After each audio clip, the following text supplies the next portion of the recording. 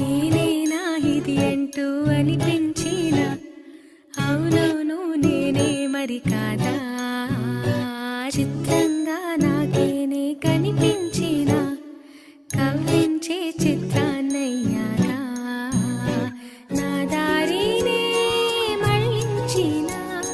పుళ్ళింతలా వరదలా పాదాలనే నడిపించిన